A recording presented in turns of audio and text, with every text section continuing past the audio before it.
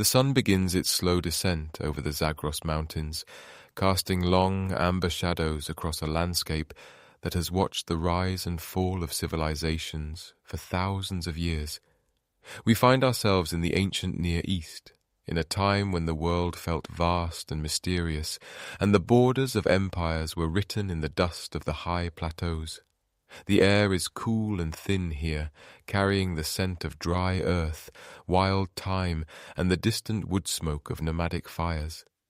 This is the Iranian Plateau, a rugged, elevated heartland of salt deserts and lush valleys, where the early Persian tribes first made their home. They were a hardy people, shaped by the harsh winters and the searing summers, living in harmony with the rhythms of the land and the movements of their livestock. To the west lay the mighty power of Mesopotamia, and to the north, the formidable Median Empire held sway.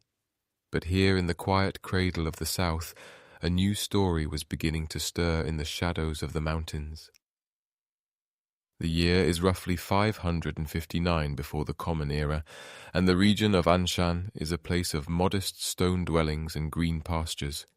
It is a kingdom of sorts, though it exists as a vassal state, paying tribute and bowing its head to the great Median king, Astyages. The Persians of this time are ruled by the Teispid dynasty, a line of kings who are respected but humble, navigating the delicate politics of an age dominated by giants. Among them is Cambyses I, a man of noble lineage who governs with a steady hand, unaware that his family is about to be thrust into the center of a legend that will echo through the halls of history.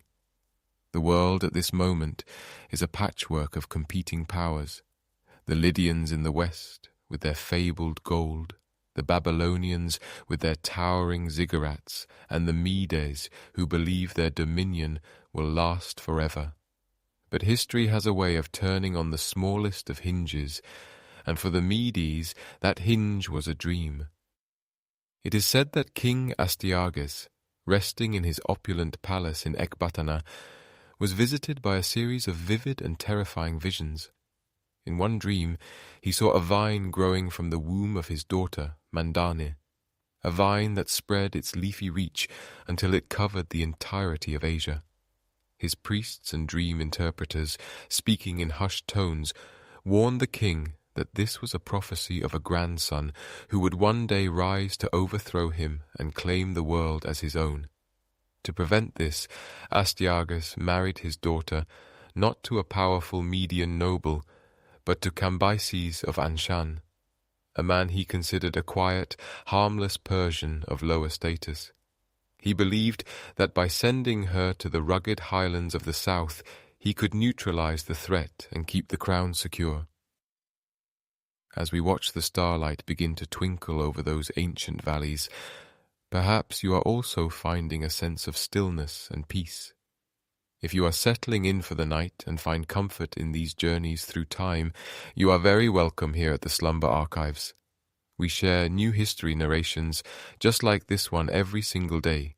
So if you enjoy this calm exploration of the past, please do consider subscribing so you never miss a night of storytelling. A simple like on the video also helps others who are seeking a restful evening to find us. But for now, let us settle back into the quiet of the ancient world as the prophecy of the king begins to take shape in the heart of Persia. The child born of this union was named Cyrus, and from his very first breath he was a bridge between two worlds, the royal blood of the Medes and the resilient spirit of the Persians. The legends tell us that Astyages, still consumed by fear, ordered the infant to be abandoned in the wilderness, but fate had other plans. In a story that mirrors the beginnings of many great figures of antiquity, the boy was saved and raised in secret, growing up among the shepherds and the rugged hillsides of the plateau. This upbringing in the wild, open spaces of Anshan was perhaps the most important part of his journey. While the princes of Ecbatana were raised in the soft luxury of the court, Cyrus was learning the ways of the land. He learned to track the mountain goats across the rocky crags, to read the weather in the shifting clouds, and to lead men with a quiet, natural authority that required no crown to command respect. The geography of the Iranian plateau played a silent but vital role in shaping the culture that Cyrus would one day lead. It is a land of dramatic contrasts, where fertile valleys are tucked between formidable mountain ranges, creating natural fortresses that protected the early Persians from easy invasion. This isolation fostered a sense of independence and a unique identity. The Persians were known for their honesty, their skill with the bow, and their expertise in horsemanship. There was a saying in the ancient world that a Persian youth was taught only 3 things: to ride a horse, to shoot a bow, and to tell the truth. This simplicity of spirit, born from the necessity of survival in a beautiful but demanding landscape, became the bedrock of the Achaemenid character. As the years passed, Cyrus eventually returned to his rightful place in the house of his father, Cambyses. The shadow of the Median Empire still loomed large over Anshan, but the winds were beginning to change. The Persians were no longer content to be a footnote in the history of others. They watched the Medes from their mountain strongholds, noting the decadence of the imperial court and the growing resentment of the tribes who were tired of the heavy hand of Ecbatana. Cyrus, now a young man of remarkable poise and vision, began to unite the various Persian clans. The Pasargadae, the Marathians, and the Maspians, weaving them into a single cohesive force. He did not lead through fear, but through a promise of dignity and a shared destiny. The rise of the Teispid dynasty was not a sudden explosion of power, but a slow, deliberate gathering of strength, much like the snow that builds upon the peaks of the Zagros until it is ready to melt and feed the rivers below. In the quiet halls of Anshan, Cyrus sat by the fire and listened to the stories of his ancestors, of the legendary king Achaemenid, whose name would eventually define his empire. He looked out over the vast, starlit plateau and saw not just a collection of tribes, but the foundation of something the world had never seen before. The air was thick with the anticipation of change, a quiet hum of energy that seemed to vibrate through the very stones of the earth. And so, the stage was set. In the north, a king sat on a golden throne, haunted by dreams of a vine that would consume his world. In the south, a young man who had been raised by the mountains and the stars began to realize that his destiny was far greater than the borders of a small kingdom. The Cradle of Anshan had nurtured him, the plateau had strengthened him, and the ancient traditions of his people had given him a moral compass that would guide him through the fires of conquest. As the night deepens and the world falls silent, we leave the young Cyrus in the peace of his homeland, standing on the precipice of a journey that will take him from the mountain paths of Persia to the gates of Babylon and beyond. The rise of the Achaemenid Empire was about to begin, not with a shout, but with the steady, rhythmic pulse of a people who had finally found their leader. In the quiet valleys of Anshan, the air carries the scent of wild thyme and the distant, rhythmic sound of many feet moving in unison. Cyrus has stepped into his inheritance, taking his place as the king of the Persians, yet he finds himself a vassal to his grandfather, Astyages, the king of the Medes. This relationship is a delicate one, a web of family ties and political obligations that has stretched thin over the generations. The Persians, though a proud and ancient people, are seen by the Median court in the great city of Ecbatana as little more than mountain dwellers, useful for their archers, but secondary in the grand design of the world. Cyrus, however, looks upon his people with a different vision. He begins a quiet, steady process of unification, travelling from one tribal gathering to another, speaking not as a distant monarch, but as a brother. He brings together the Pasargadae, the Marathi, and the Maspii, weaving the disparate threads of the Persian tribes into a single, unbreakable cord. He understands that for a people to rise, they must first believe in their own collective strength. As the sun sets over the rugged peaks of the Zagros mountains, casting long golden shadows across the plains, The tribal leaders begin to see in this young man the fulfillment of a destiny that had long been whispered in their songs. Meanwhile, far to the north in the opulent halls of Ecbatana, a different kind of story is unfolding. King Astyages is a man haunted by dreams and shadows, his reign defined by a growing distance from his own nobility. Among his most trusted advisers is a man named Harpagus, a general of great skill and even greater patience. History tells us of a dark rift between the king and his general, a cruel punishment inflicted by Astyages that left Harpagus nursing a silent, cold fire of resentment. While the king rests on his silken cushions, believing his throne to be secure, Harpagus begins to look toward the south, toward the rising star of Cyrus. The tension between the Medes and the Persians grows like the gathering of a summer storm, slow, heavy, and inevitable. In the year 553 before the Common Era, the spark is finally struck. Cyrus calls upon his people to cast off the Median yoke, and the response is a roar that echoes through the mountain passes. He leads his army northward, a sea of bronze and leather moving with a purpose that the aging Median Empire has long since forgotten. Astyages, hearing of this insolence, assembles his vast host. He places Harpagus at the head of the army, confident that his general will crush the rebellion. But as the two forces meet on the field of battle, the air thick with the dust of thousands of horses, the unimaginable happens. Harpagus, remembering the slights of the past and seeing the promise of a more just future under Cyrus, turns his back on his king. Large portions of the Median army, weary of Astyages' erratic rule, follow suit. They lower their spears and join the Persian ranks, not as captives, but as allies. The tide has turned, and the momentum is now a physical force, pulling Cyrus toward the heart of the Median world. The journey to Ecbatana is no longer a march of conquest, but a procession of change. As the Persian and newly allied Median forces approach the city walls, the people within begin to sense that the era of the old kings is fading, like the last embers of a dying fire. The city of Ecbatana, with its 7 concentric walls, each painted a different color to represent the celestial bodies, stands as a monument to the old order.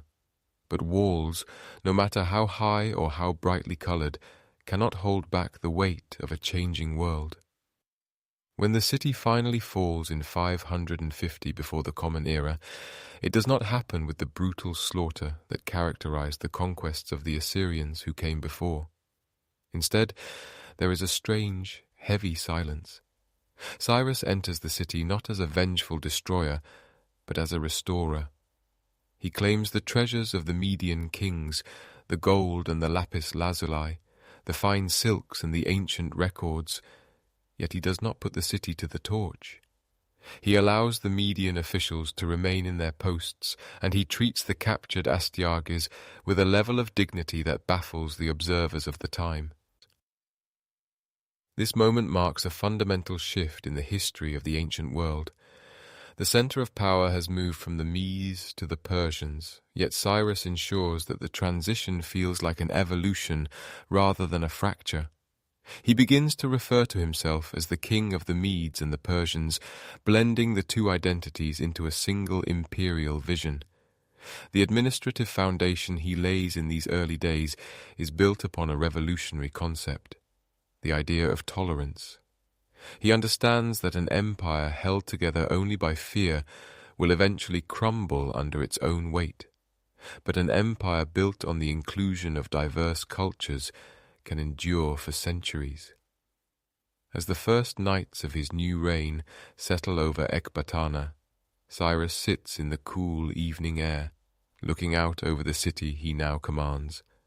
The transition is complete, and the rebellion has blossomed into the birth of a true empire. He has unified his own people, won over his enemies, and secured the heart of the Iranian plateau.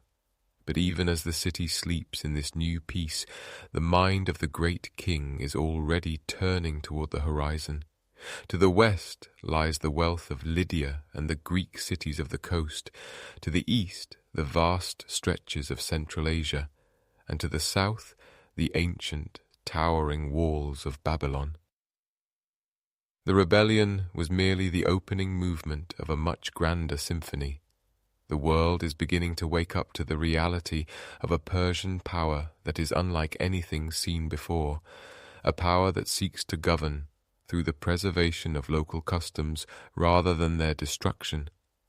The administrative machinery of the Medes is being repurposed, refined, and directed toward a singular goal of stability.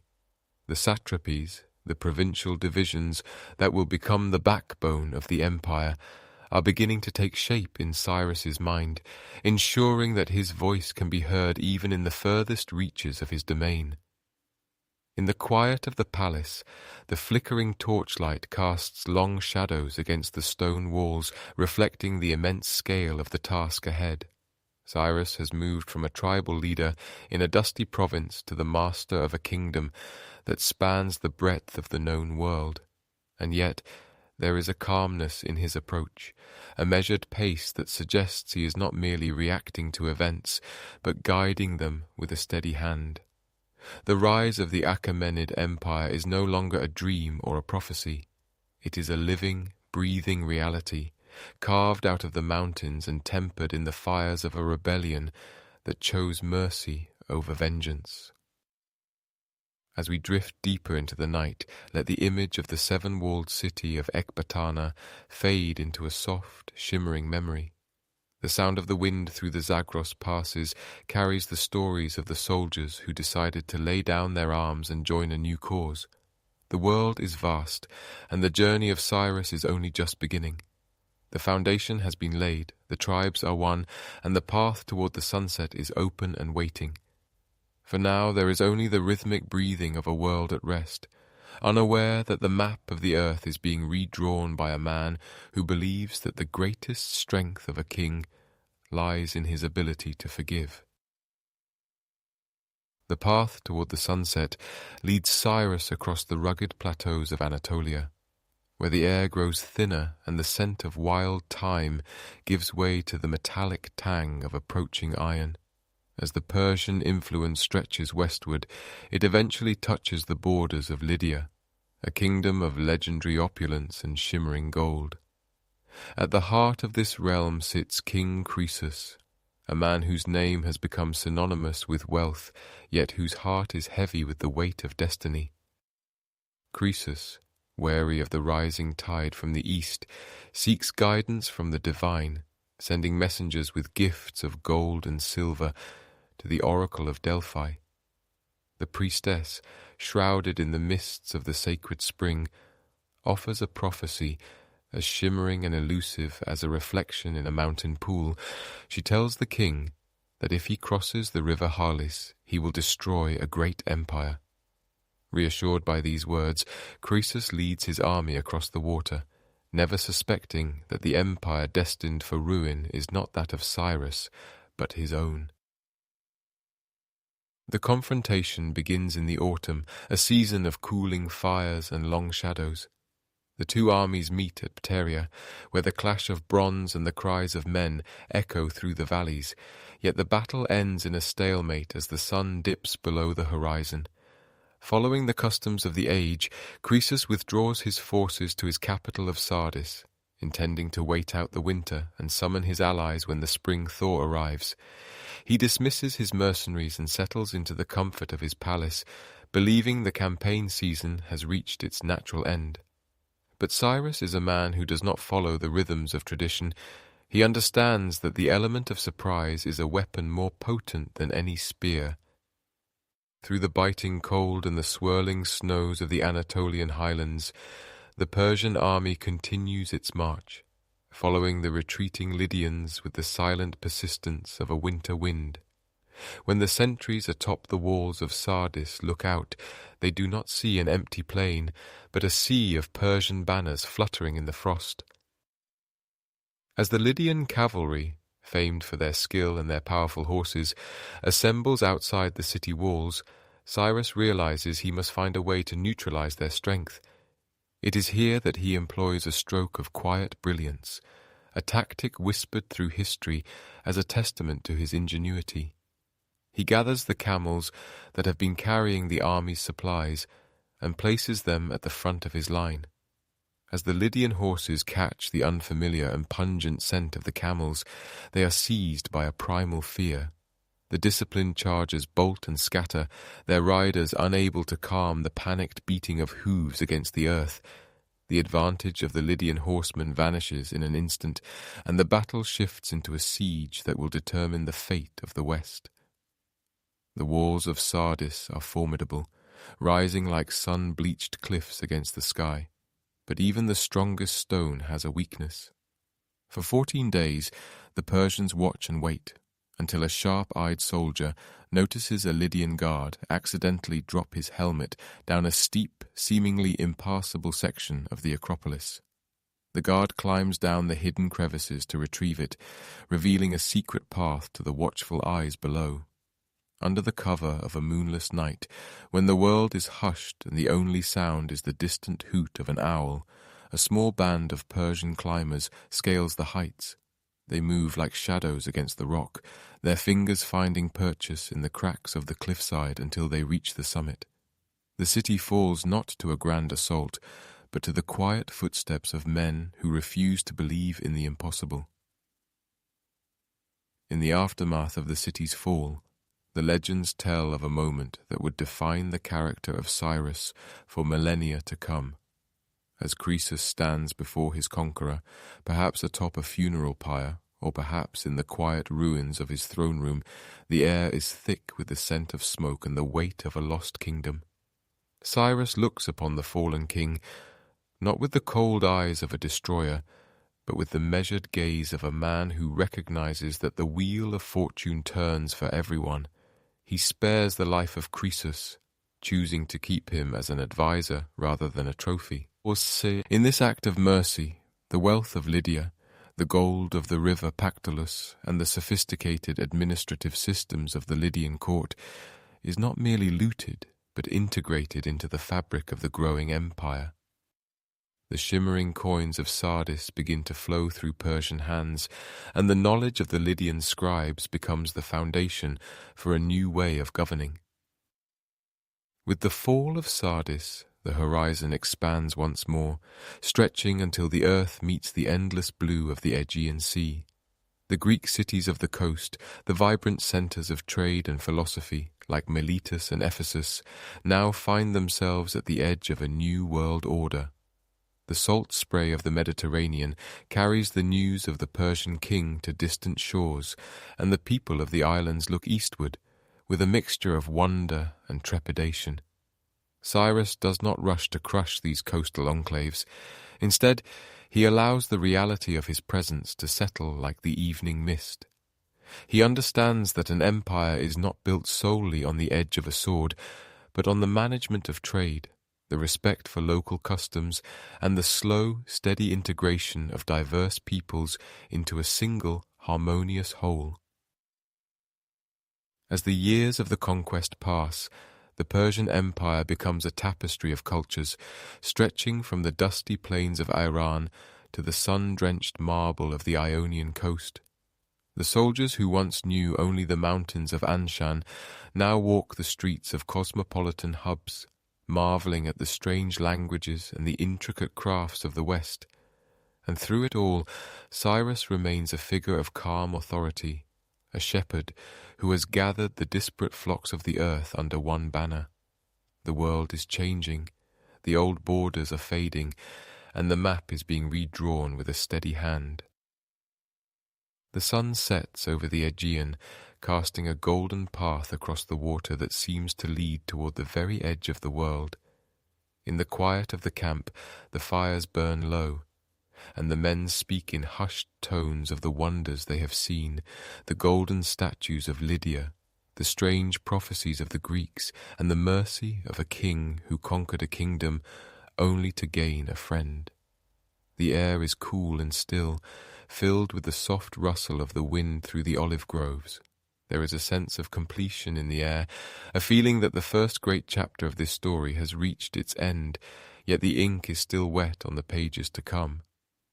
For now, there is only the rhythmic lap of the waves against the shore and the steady breathing of an army at rest, dreaming of the vast distances they have travelled and the even greater journey that lies ahead, into the heart of the ancient world, where the towers of Babylon wait in the silence of the desert.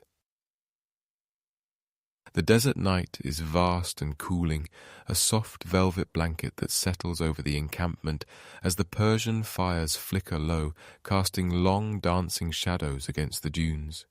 Beyond the reach of the firelight, the horizon is dominated by a silhouette so immense it seems to challenge the stars themselves, the massive, sun-baked brick walls of Babylon, the jewel of the ancient world.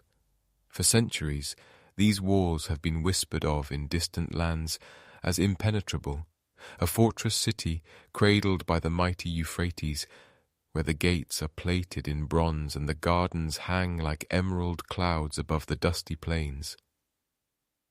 But inside those great walls, the air is heavy with a different kind of silence, a silence born of tension and the quiet erosion of faith. The king of Babylon, Nabonidus, has become a stranger to his own people.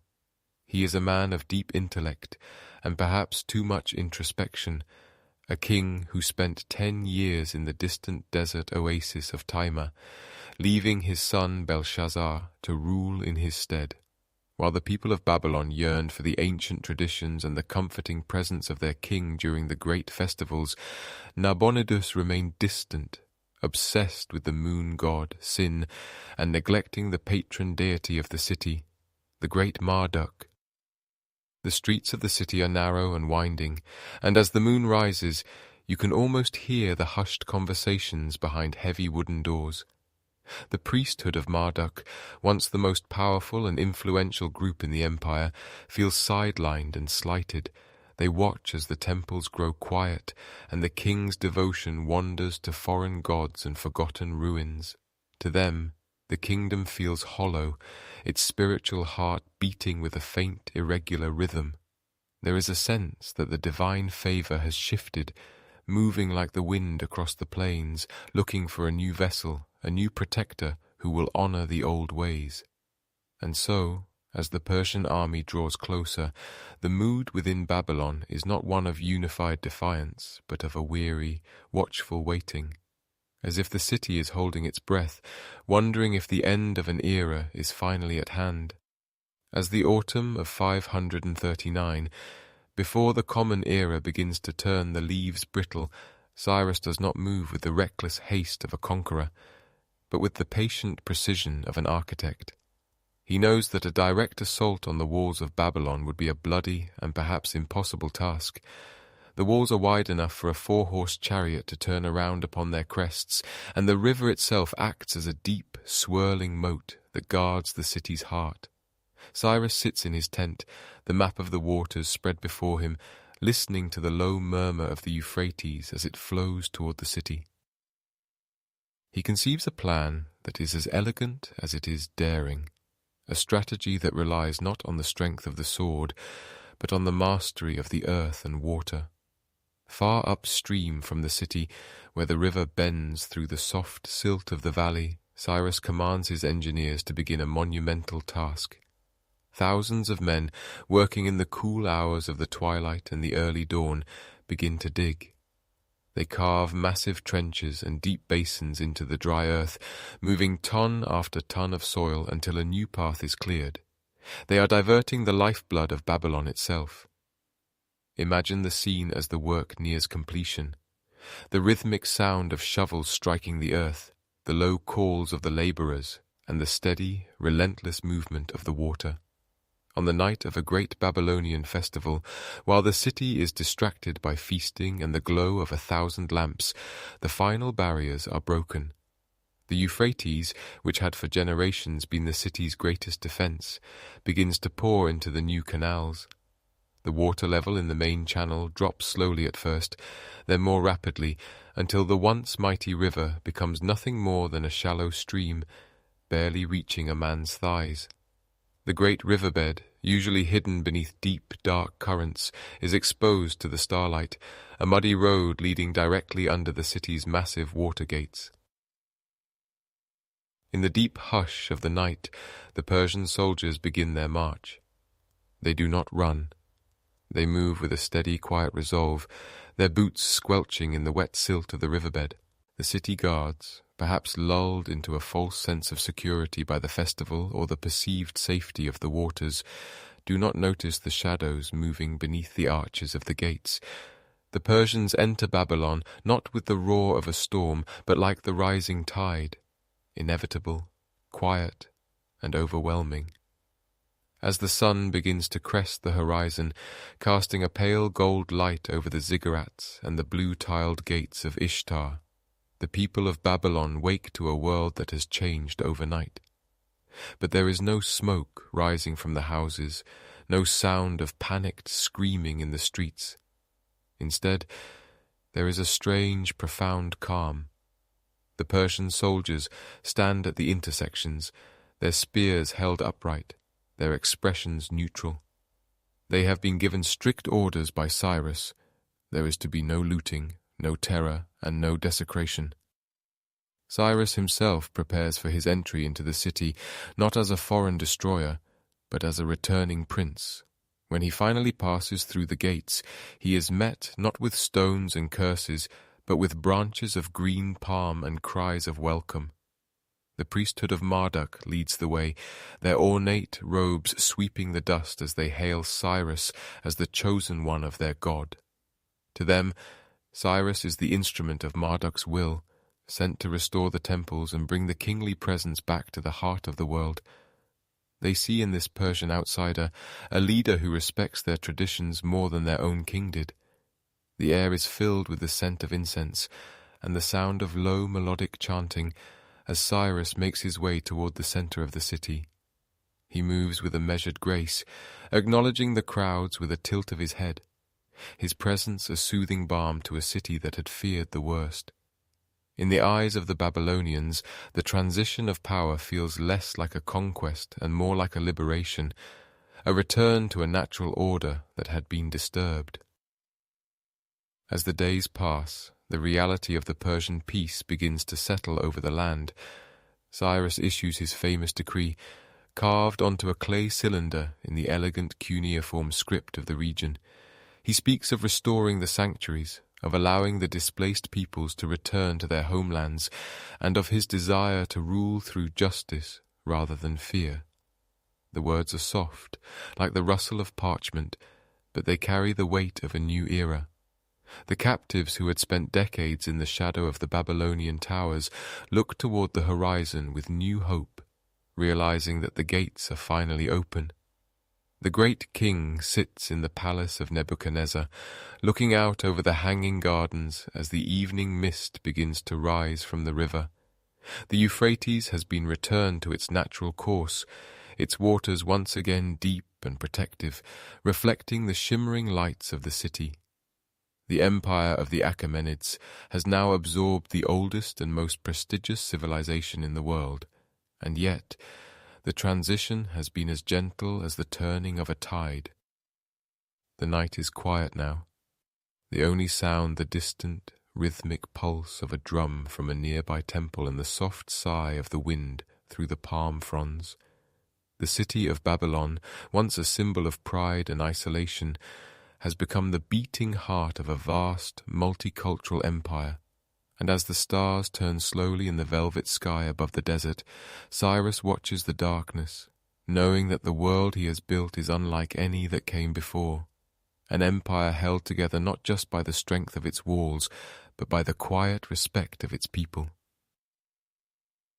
The shadows lengthen across the cool stone floors of the palace, and the flickering lamps cast a warm amber glow over the tapestries.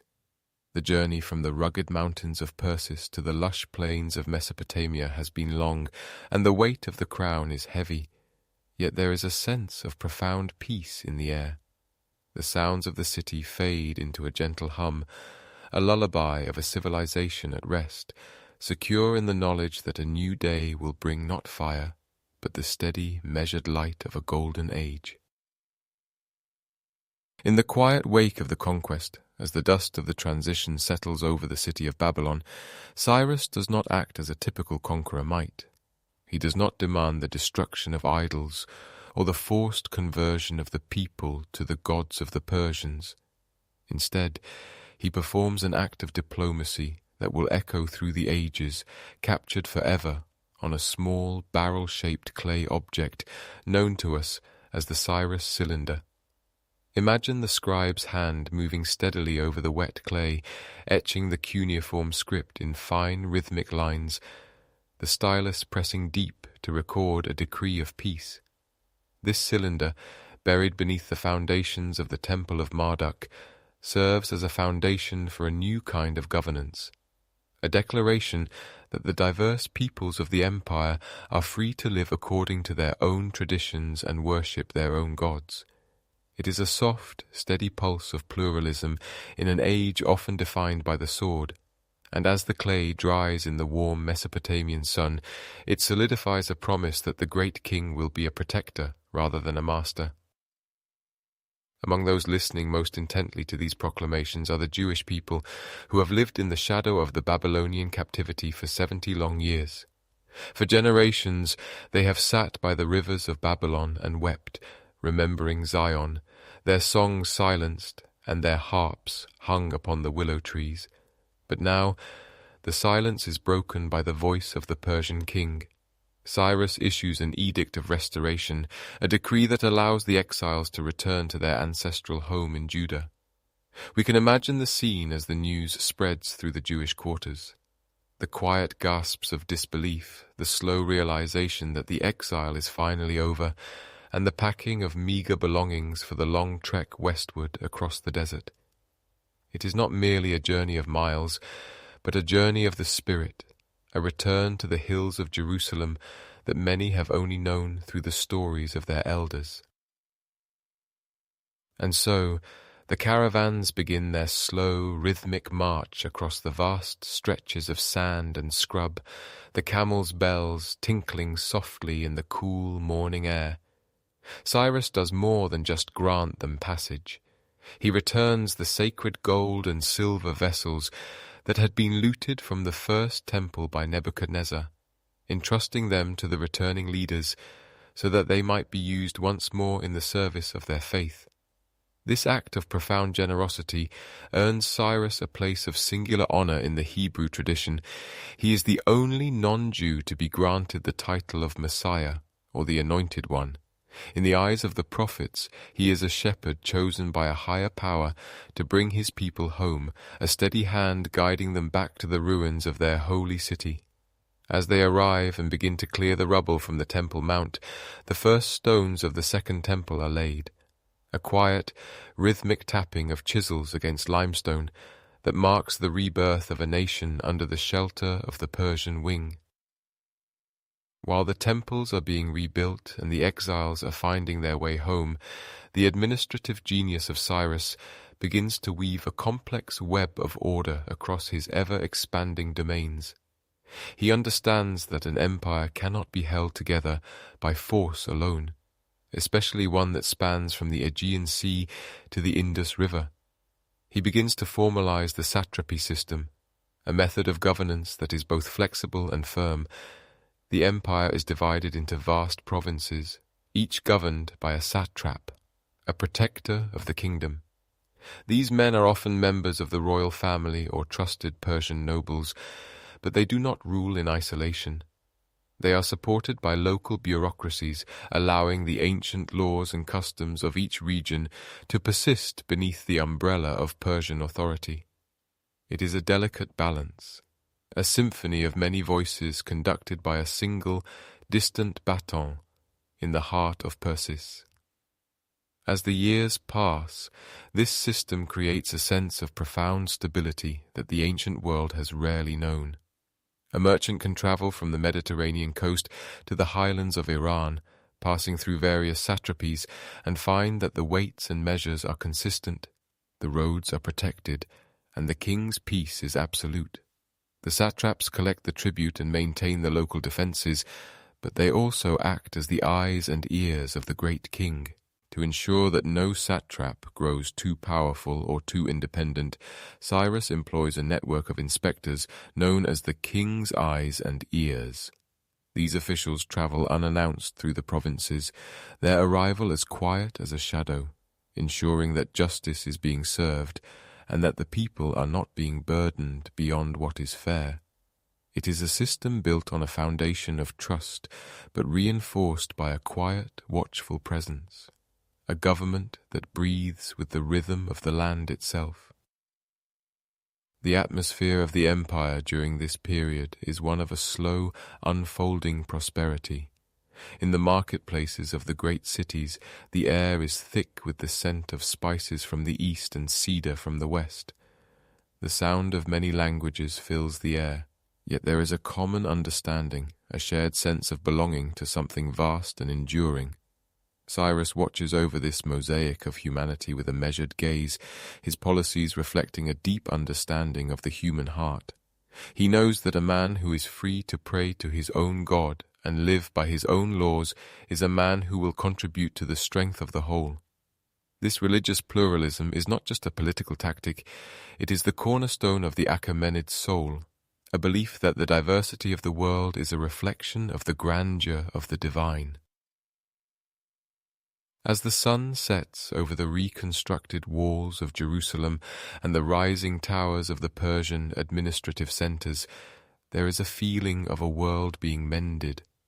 The scars of previous conquests are being smoothed over by the gentle application of Persian law and the restoration of ancient rites.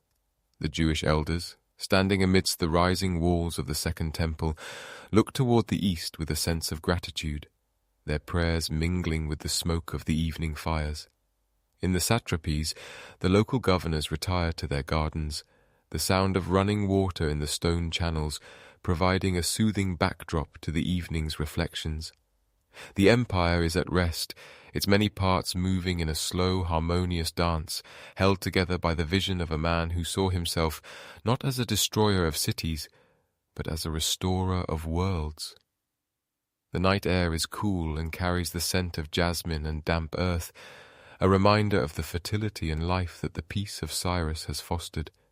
Every decree etched in clay, every stone laid in a distant temple, and every official travelling the dusty roads contributes to a sense of permanence.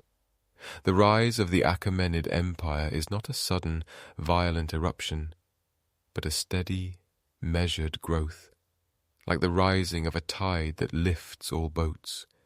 And in the centre of it all, Cyrus remains a figure of quiet strength, his presence felt in the safety of the roads and the freedom of the temples.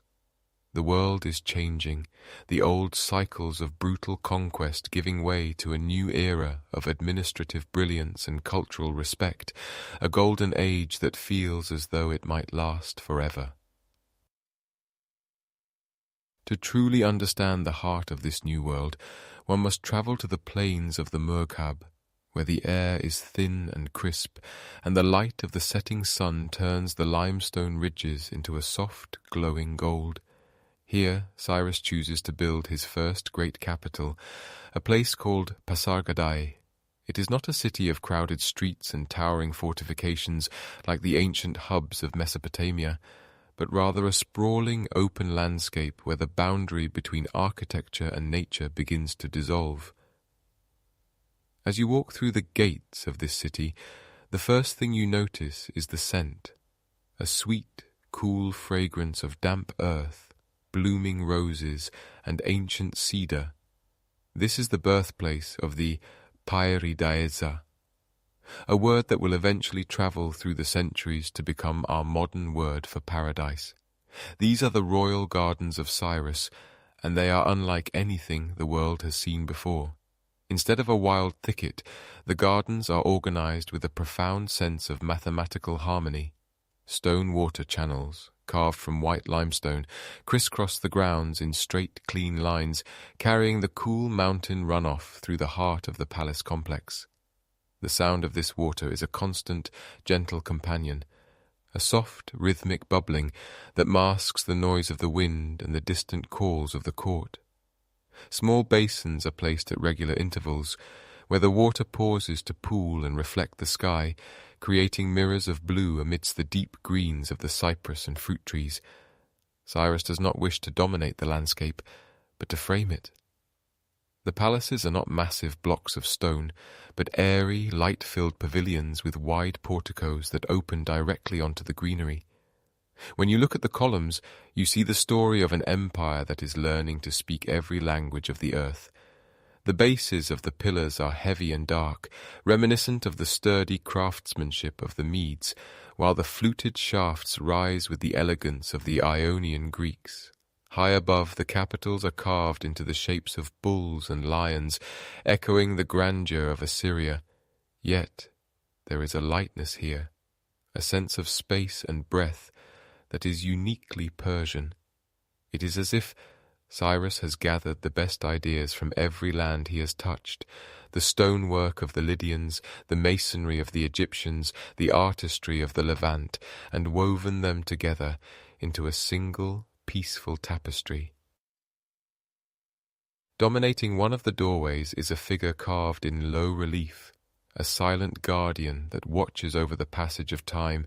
It is a winged man, dressed in a long fringed robe of Elamite design, wearing a complex crown that speaks of Egyptian influence.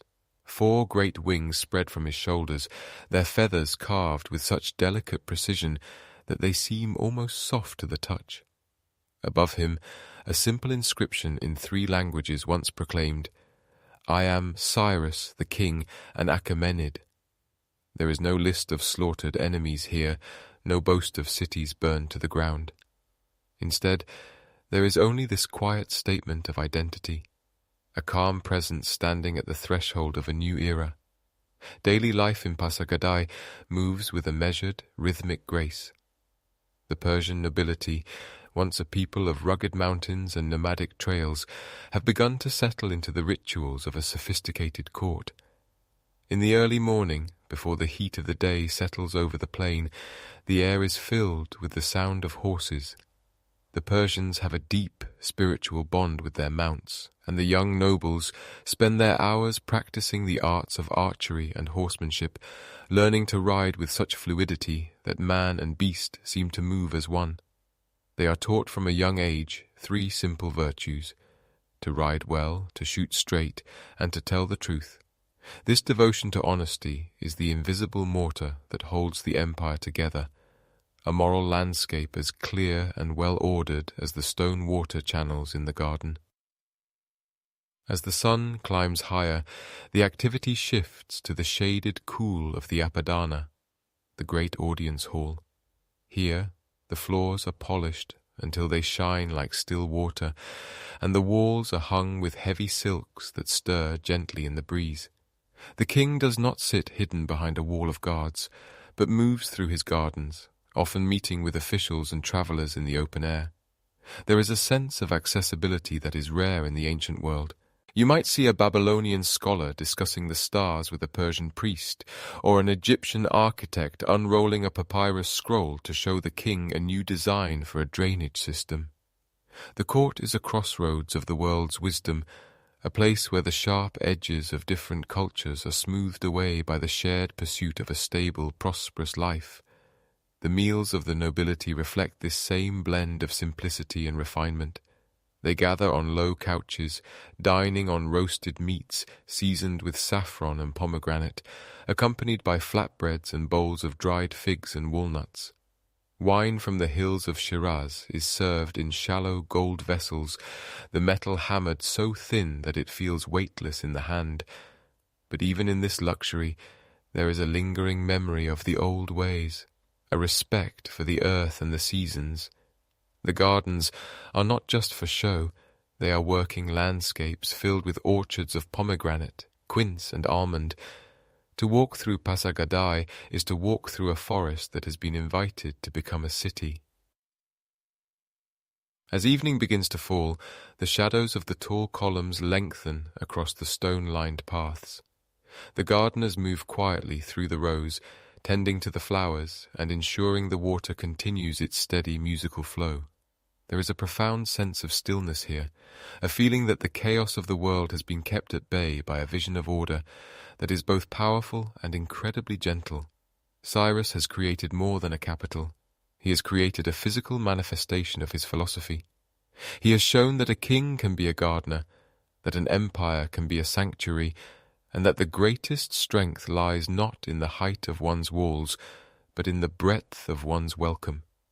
In the fading light, the white limestone of the palaces seems to hold the glow of the day, standing out against the darkening purple of the distant mountains. The inscriptions on the walls, carved in the sharp, angular wedges of cuneiform, whisper of a lineage that stretches back into the mists of time, yet they look forward to a future that feels boundless. The Achaemenid dream is no longer just a dream. It is a place of stone and water, of roses and cedar, a garden city that serves as the quiet, beating heart of a world finally at rest. And as the stars begin to appear, one by one, over the Murgab plain, the empire breathes with the slow, deep rhythm of a giant in peaceful sleep, confident that the dawn will bring only more of this newfound harmony. The rituals of the night begin with the lighting of small oil lamps, their flames flickering in the gentle draughts that pull through the open porticos. The scent of burning frankincense mingles with the cooling earth, and the soft clatter of a distant chariot wheel on the stone road provides a fading bridge between the busy day and the silent night. In these moments, the true achievement of Cyrus becomes clear. He has not just conquered lands, he has mastered the art of coexistence. In the quiet of Pasargadae, the Persian, the Mede, the Jew, and the Greek all find a place under the same vast sky, protected by the shadow of the winged figure and the steady guiding hand of a king who saw himself as a shepherd of the people. The world is large and the empire is vast, but here in the garden everything feels intimate, purposeful, and profoundly calm. But the horizon of the world is never truly fixed, and even for a man who has cultivated a garden of peace, the wind from the north carries a different, more turbulent scent. Beyond the settled cities of the south, beyond the irrigated fields and the stone palaces, lies the vast, undulating ocean of the Eurasian steppe. It is a world of endless grass and sky, where the boundaries of empires are not marked by walls, but by the hoofbeats of horses and the shifting camps of the nomads. As the years pass, Cyrus turns his gaze toward these frontier lands in Central Asia. It is a region of fierce independence and ancient traditions, inhabited by tribes who do not build cities, but who live in a state of constant motion. Among these are the Pasargadae, a formidable nomadic confederation known for their skill in archery and their mastery of the horse. They are a people of the sun and the wind, led by a woman whose name has echoed through the corridors of history, Queen Tomiris. She is a ruler of iron will, overseeing a land where the rivers run wide and the winters are long and unforgiving. The encounter between the Achaemenid king and the queen of the steppes is one of the great dramas of the ancient world. Cyrus, perhaps seeking to secure his northern borders, or perhaps driven by that restless spark of expansion that defines his life, leads his veterans across the Jaxartes River. The landscape here is different from the sun-drenched plains of Mesopotamia. It is a place of silver birches and cold, clear streams where the grass grows tall enough to hide a rider and the nights are silent, save for the howling of wolves. The campaign is not a simple series of battles, but a psychological chess match played out across the wilderness. Cyrus, ever the strategist, attempts to use his understanding of human nature to gain the upper hand. He leaves the camp seemingly abandoned, filled with the luxuries of the Persian court, rich wines, roasted meats, and soft fabrics. When the vanguard of the Pasargadae, led by the son of Tomiris, stumbles upon this bounty, They indulge in the feast, unaccustomed to the heavy wines of the south. In their stupor, they are easily overcome. It is a moment of tactical brilliance, yet it carries a heavy cost, for it turns a territorial dispute into a deeply personal vendetta. Tamiris, grieving and enraged by the loss of her son, sends a message to Cyrus that vibrates with the intensity of the steppe winds. She warns him that if he does not withdraw, she will give him his fill of blood. And so, the stage is set for a final cataclysmic confrontation. The battle that follows is described by the ancient chroniclers as one of the most violent and desperate ever fought. There is no room for the elegant maneuvers of the chariot or the disciplined formations of the infantry. Instead, it is a swirling, chaotic sea of bronze and leather, a clash of two worlds meeting at the very edge of the known map. It is here, amidst the dust and the din of the frontier, that the life of Cyrus the Great reaches its conclusion. The historical accounts of his end are varied, drifting into the realm of legend and myth. Some say he fell in the thick of the fighting, his body reclaimed by his loyal guards under a darkening sky. Others, like the historian Herodotus, weave a more tragic and symbolic tale of his final moments at the hands of the queen. But regardless of the specific details, the result is the same. The great shepherd, the King of Kings, has reached the end of his long and weary journey. The news of his passing ripples through the empire like a stone dropped into a still pond. From the banks of the Nile to the shores of the Indus, there is a profound sense of stillness. The man who had reshaped the world, who had freed the captive and honored the gods of a dozen different nations, is gone. But even in death, the dignity that defined his life remains. His body is not left to the elements of the steppe, nor is it buried in an unmarked grave in the wilderness. Instead, it is brought back, across the mountains and through the high passes, returning at last to the heart of Persia. The journey home is long and solemn. The procession moves slowly through the provinces, passing through the lands he conquered and the cities he built. People line the roads in silence, watching the passage of the golden sarcophagus. There is no grand display of mourning, no frantic lamentation, only a deep, quiet respect for the man who had given them a sense of belonging in a vast and chaotic world. Finally, the procession reaches Pasargadae, the place where it all began. Here, in the garden he planted with his own hands, a tomb has been prepared. It is not a towering pyramid or a sprawling mausoleum designed to intimidate the living. It is a simple, elegant structure of white limestone standing on a tiered plinth. It looks more like a house than a monument, a house for a king who never forgot his roots as a man of the hills. The tomb stands alone in the vast plain, framed by the distant mountains. It has a gabled roof and a small, narrow entrance, barely large enough for a person to pass through. Inside, the chamber is plain and unadorned. There are no elaborate carvings of conquests or lists of slaughtered enemies. Instead, there was once a simple inscription, recorded by those who visited it in the centuries that followed. It supposedly read, "O man, whoever you are and wherever you come from, for I know you will come. I am Cyrus, who won the Persians their empire. Do not therefore begrudge me this bit of earth that covers my bones." As the sun begins to set over Pasargadae, the limestone of the tomb catches the fading light, turning a soft, warm gold. The gardens are quiet now. The irrigation channels hum with the gentle sound of flowing water, and the scent of roses and pomegranate blossoms hangs heavy in the evening air. The empire he created will continue to grow, reaching even greater heights of power and complexity under his successors. But the spirit of the Achaemenids will always find its center here, in this quiet corner of Fars. The legacy of Cyrus is not found in the ruins of battlefields, but in the enduring idea that power can be tempered by mercy, and that a ruler's greatest strength lies in his ability to listen. He was a man who understood that the world is a tapestry of many colors, and that to tear out one thread is to weaken the whole.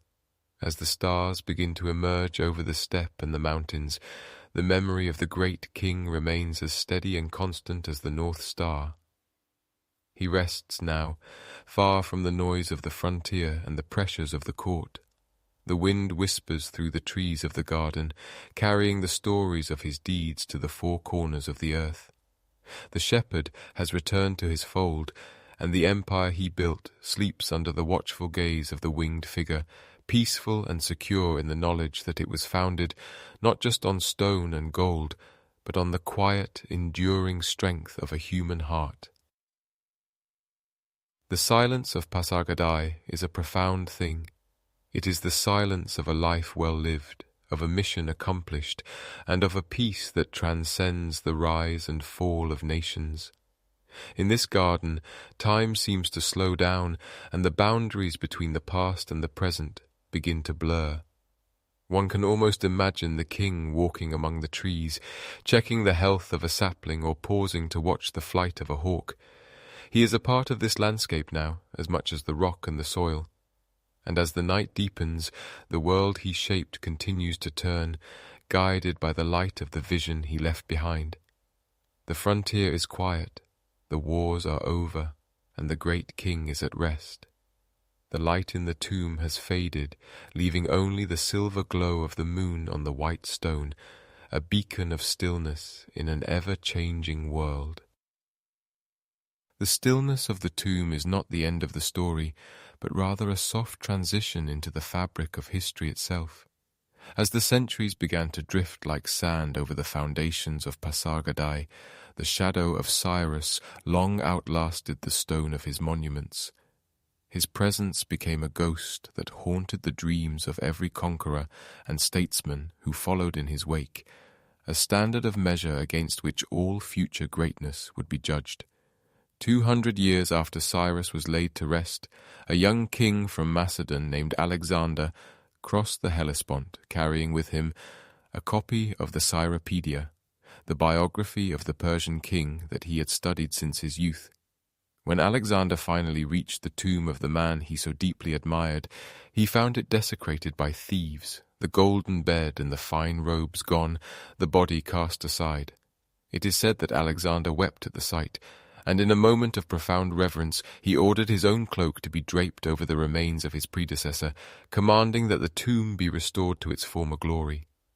Even in defeat, the spirit of Cyrus had conquered the heart of his conqueror, ensuring that the Persian dream would not be extinguished, but merely transformed into a new era. This influence drifted across the oceans of time, reaching shores that Cyrus could never have imagined. Thousands of years later, in a new world across the Atlantic, a young Thomas Jefferson sat in his library at Monticello, meticulously turning the pages of that same biography. Jefferson, a man of the Enlightenment, saw in Cyrus the blueprint for a ruler who could govern a diverse people without the heavy hand of tyranny. He saw a leader who understood that the strength of a nation lay not in the uniformity of its subjects, but in the protection of their individual liberties. The echoes of the Edict of Restoration, which had once freed the captives of Babylon, resonated in the ink of the American Declaration of Independence. It is a strange and beautiful thought to consider, that the quiet wisdom of an ancient Persian king, whispered into the ear of a scribe 25 centuries ago, helped to shape the very foundations of modern democracy. The Achaemenid spirit did not simply vanish when the empire fell. It became a permanent part of the Persian soul, a golden thread that would run through every dynasty that followed. Whether under the Parthians, the Sassanids, or the modern poets of Iran, the memory of Cyrus remained a source of quiet pride, a reminder of a time when the world was united under a single, benevolent gaze. This endurance was rooted in something deeper than military might or political cunning. It was rooted in the philosophical concept of Asha, a word that hums with the resonance of truth, order, and righteousness. To the ancient Persians, Asha was the cosmic harmony that kept the stars in their courses and the seasons in their rhythm. Cyrus believed that a ruler's primary duty was to be an instrument of Asha. to push back the chaos of the lie, and to foster a world where every man could sit beneath his own vine and fig tree in peace. It was this commitment to the truth that made the empire feel less like a cage and more like a garden, a place where the diverse cultures of the earth could bloom in their own time and in their own way. As we look back through the soft haze of history, we see the Achaemenid Empire not as a collection of dusty ruins, but as a living testament to the possibility of human harmony. The vastness of the realm was staggering, stretching from the sun-drenched shores of the Indus River in the east to the cool, blue waters of the Aegean in the west. It encompassed the snowy peaks of the Caucasus and the burning sands of the Libyan desert. And yet, through all these varied landscapes, a single peace reigned. A traveller could walk the royal road from Sardis to Susa, resting at well-appointed stations, drinking from clear springs, and feeling the safety of the great king's protection even in the most remote mountain pass. The empire was a tapestry of 1,000 colours, woven together by a thread of silver, held firm by a hand that preferred the olive branch to the sword. Imagine, if you will, the empire at its height, viewed from the perspective of a quiet, starlit sky. The fires of the watchmen flicker on the distant hills of Anatolia, while in the valleys of Media the scent of jasmine hangs heavy in the midnight air. In the great city of Babylon, the waters of the Euphrates lap gently against the brick quays, carrying the reflections of the hanging gardens into the dark. Down in Egypt, the Nile flows in a silent silver ribbon past the silent sphinxes, its waters cooling the parched earth of the delta.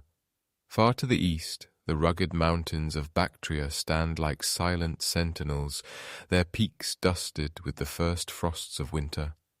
Across all these miles, across all these languages and faiths, there is a shared stillness, a collective breath drawn in the security of a world that makes sense. In the palace of Persepolis, the great stone bulls stand watch over the empty halls, their eyes fixed on a horizon that has seen empires rise and fall like the tides. The carvings on the walls depict the long processions of the nations, the Medes in their rounded caps, the Indians with their vessels of gold, the Greeks with their folded woolens, all moving toward a centre that no longer exists in the physical world, but lives on in the realm of ideas. The empire of Cyrus was a brief moment in the long history of the earth, a flickering candle in the dark of antiquity, yet its light was so bright that it continues to cast shadows across our own time. It taught us that power is most enduring when it is tempered by mercy, and that a crown is sturdiest when it is worn with humility. The night is deep now, and the stars over the ruins of Pasargadae are the same stars that Cyrus watched from his balcony so long ago. They do not change, though the kings who gaze upon them come and go like the morning mist. There is a profound peace in this continuity, a sense that we are all part of a long, unfolding story that began in the heart of a man who dared to dream of a world without chains. The wind sighs through the tall grasses near the tomb, a soft rhythmic sound that mimics the breathing of the earth itself. The stone remains cool, the air is still, and the memory of the great king is tucked safely away in the quiet corners of the world's memory. As the world continues its slow, steady rotation, we find ourselves drifting further into the stillness. The borders of the empire have faded, the palaces have crumbled into the dust, and the names of the generals have been forgotten by all but the most diligent scholars. But the essence of what was built there remains. It is found in the quiet dignity of a person standing for what is true. It is found in the kindness shown to a stranger. It is found in the orderly progression of the seasons and the simple beauty of a garden at dusk. The legacy of Cyrus is not one of conquest, but of character, a gentle reminder that even in a world of turmoil, there is a path that leads toward the light. And so, We leave the great king to his rest, beneath the silver moon and the watchful stars. The frontier is quiet, the wars are truly over, and the vision of a world united in peace lingers like the fading scent of cedar smoke in the evening air. The story of the Achaemenids is a song that has been sung, a tale that has reached its gentle conclusion, leaving us with nothing but the soft, rhythmic pulse of history beating in the dark. Sleep now, and let the vastness of that